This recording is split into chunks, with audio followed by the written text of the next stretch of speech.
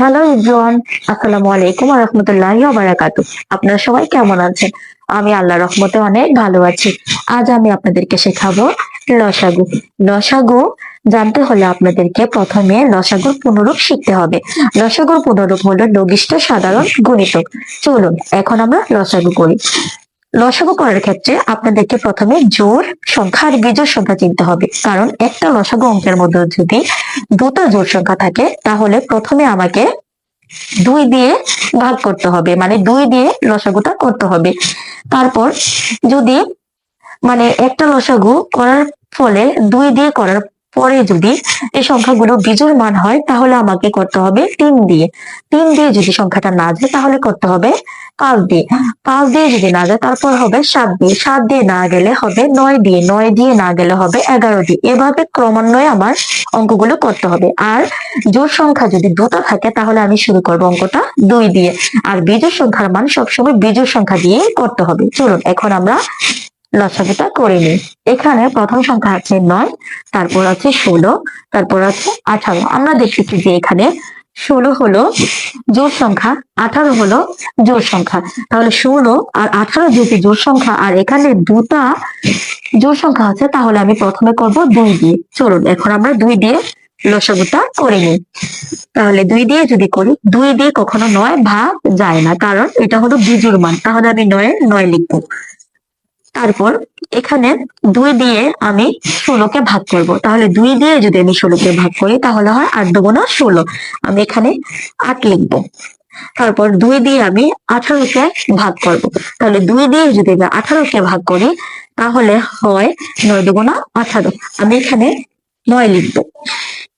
তারপরের সংখ্যা, তারপর আমার দেখতে হবে এখানে আর জোড় সংখ্যা আছে কিনা। এখানে আমি দেখতেছি শুধুমাত্র 8 হলো জোড় সংখ্যা। যেহেতু আর এখানে দুটো জোড় সংখ্যা নেই তাহলে এখানে আর 2 দিয়ে যাবে না। তারপর এখানে দেখতেছি যে এখানে দুইটা বিজোড় সংখ্যা আছে। তাহলে বিজোড় সংখ্যা করতে হলে প্রথমে আপনাকে দেখতে হবে 3। 3 দিয়ে এমন একটা সংখ্যা দিয়ে গুণ করতে হবে কম হলো দুটো সংখ্যা যেহেতু ভাগ যায়। তাহলে আমি 3 দিয়ে যদি এখানে 3 লিখে যদি 9 আর এখানে আছে 9, 9কে ভাগ করি তাহলে দেখা যায় 3 দিয়ে দুটো ভাগে মিলে। তাহলে আমি এখানে 3 লিখব। 3 দিয়ে যদি আমি 9কে ভাগ করি তাহলে হয় 3 3 9। আমি এখানে 3 লিখবো। 8 যেহেতু ভাগ যায় না তাহলে আমি 8 যেভাবে আছে ওইভাবেই লিখবো। তারপর আমি 3 দিয়ে আবার 9কে ভাগ করব। তাহলে হয় 3 3 9। আমি এখানে আবার 3 লিখবো। তারপর দেখতেছি এখানেও 3 আছে, এখানেও 3 আছে। তাহলে আমি আবার এখানে 3 লিখে এই 3 গুলোকে ভাগ করব। তাহলে এখানে আমি 3 লিখলাম। 3 দিয়ে যদি আমি আবার 3কে ভাগ করি তাহলে হয় 3 ওকে 3। আমি 1 পেলাম। 8 যেহেতু যায় না, 8 যেভাবে আছে ওইভাবেই লিখবো। তারপর 3 দিয়ে আমি আবার 3কে ভাগ করব। তাহলে 3 দিয়ে যদি 3কে ভাগ করি তাহলে হয় 3 ওকে 3। আমি এখানে 1 পেলাম। এখানে এখানেও 1, এখানেও 1 আর 8। 8 যেহেতু কোনো সংখ্যা দিয়ে ভাগ যায় না 2 ছাড়া, আর 2 ছাড়া বা 2 যেহেতু একটা সংখ্যা হলে কখনো লসাগু যাবে না, তাহলে এখানে আমি আর লিখতে পারবো না। তাহলে এখন আমি মান নির্ণয় গুলো করে নিব, মানে নির্ণয় লসাগুর মান নির্ণয় করব। তাহলে এখানে লেখা যায় নির্ণয় লসাগু।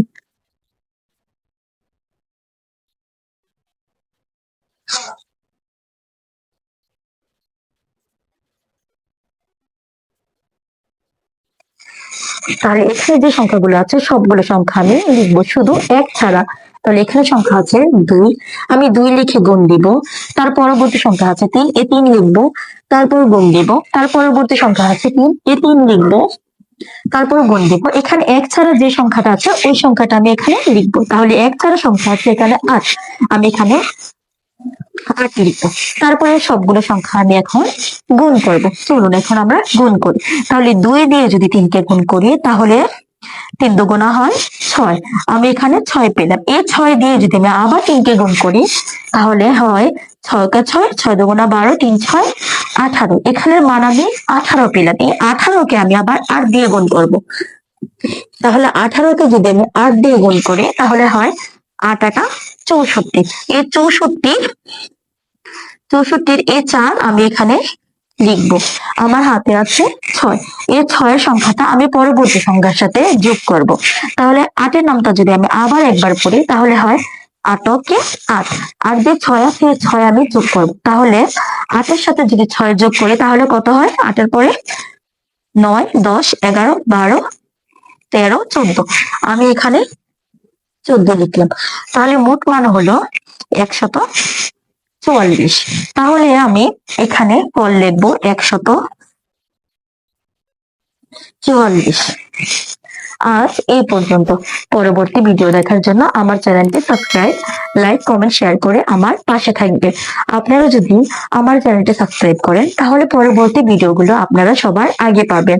আর আমার আমার ক্লাসে বাংলা গণিত শিক্ষা আলো এই চ্যানেলে যদি আপনারা নিয়মিত ভিডিও দেখেন তাহলে প্রতিটা গণিত আপনারা সবার আগে পাবেন। আজ এই পর্যন্ত। আসসালামু আলাইকুম ওয়া রাহমাতুল্লাহি ওয়া বারাকাতুহু।